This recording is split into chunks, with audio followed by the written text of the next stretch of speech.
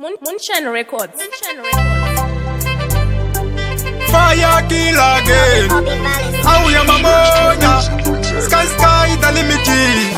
Anokusekerera ndiye muvengi.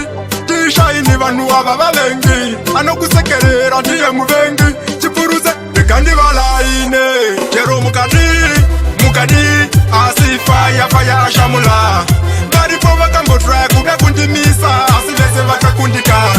Jero mukatuka mukavenga asi fire shamula. Bari pova kambo track uga kundimisa. Asi vese vakakundika. Vaida kundishandisa sematishu. Vakazviona handisi megadishu. Kune vakambofara ndawira pasi. Chiona inazindamuka kunge Kristu. Kumata mamonya azvishandekani. Dai muri vamwe makopa patani. Kana kutsvaga zvimwe zviri nani. Saka changwa rekati vavhurire mabhasi. Chero mukadi asi fire shamula. Varipo vakambotry kuda kundimisa asi vese vakakundika.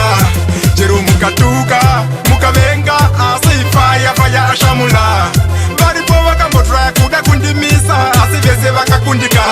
Kutsoma fire kila kumanyisa mepo. Vanondimisa ini manyepo. Nekuti kwandabva kure ndichifaisa dhanzi. Saka zvekundimisa izvo manyepo.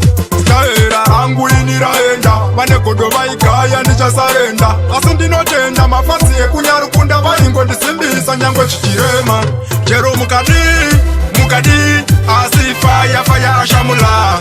Varipo vakambotry kuda kundimisa asi vese vakakundika. Chero mukatuka mukavenga asi fire shamula. Varipo vakambotry kuda kundimisa asi vese vakakundika. Vaida kundishandisa sematishu. Vakazviona handisi megadishu. Kune vakambofara ndawira pasi. Chiona inazindamuka kunge Kristu. Kumata mamonya azvishandekani. Dai muri vamwe makopa patani. Kana kutsvaga zvimwe zviri nani. Saka changwa rekati vavhurire mabhasi. Chero mukadi asi fire shamula. Varipo vakambotry kuda kundimisa asi vese vakakundika.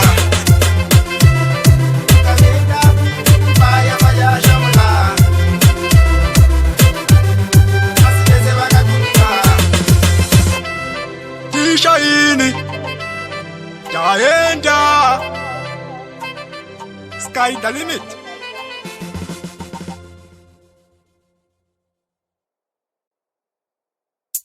Moonshine Records. Fire kill again. Auya mamonya. Sky the limiti. Anokusekerera ndiye muvengi. Tishine vanu ava vavengi. Anokusekerera ndiye muvengi. Chipuruze kandi valaine. Chero mukadi asi fire shamula.